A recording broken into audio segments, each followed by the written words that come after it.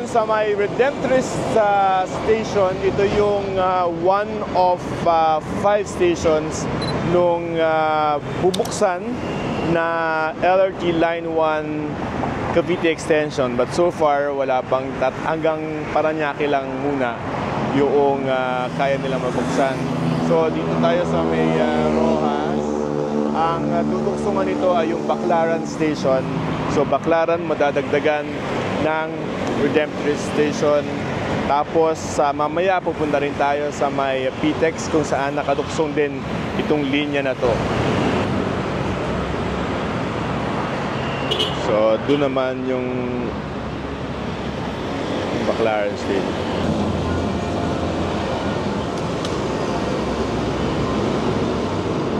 Morning, sir.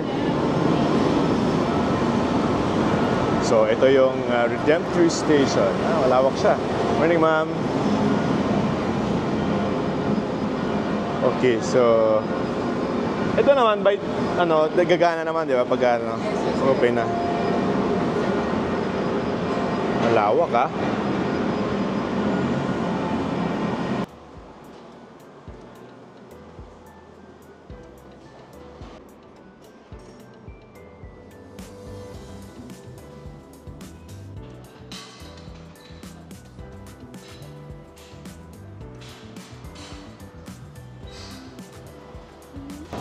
Andito tayo ngayon sa Redemptorist Station ng bago na LRT Line 1 Extension, Cavite Extension. At mula rito, kung pupunta kayo doon sa pinakadulo na stasyon, no? Yung Dr. Santos sa may Parañaque, pamasahin yan from Redemptorist to Dr. Santos ay 20 pesos. Pero kung dulo-dulo naman from Dr. Santos hanggang papunta doon sa Fernando Poe Junior Station, that will only cost you 45 pesos.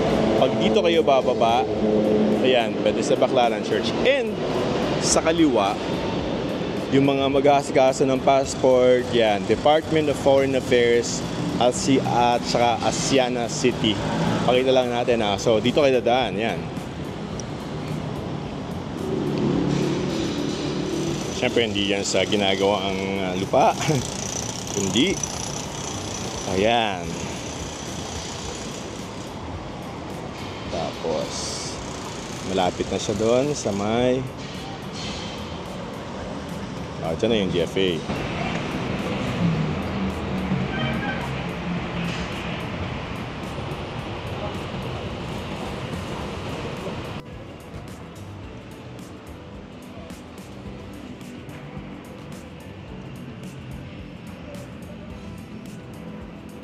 Ito yung Redemptorist Station.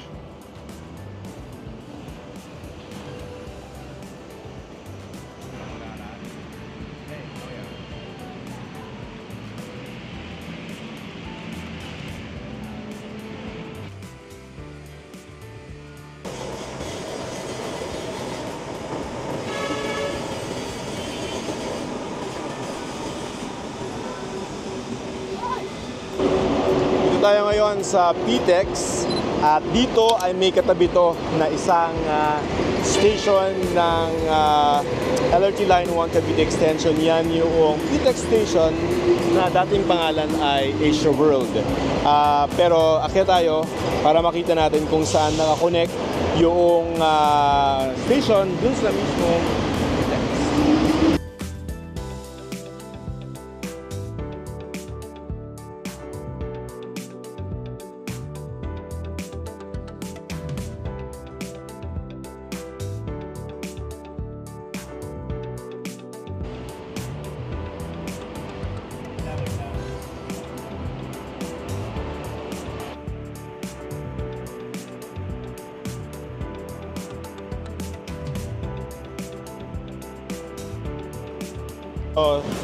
Diba, sumakay kayo ng LRT Line 1 Extension, tapos gusto niyo pumunta sa PTEX para mag-bus kayo papunta sa mga probinsya sa South, sa Cavite, sa Quezon, merong connection itong PTEX station ng LRT Line 1 Extension. At pwede kayo from here ay tatawid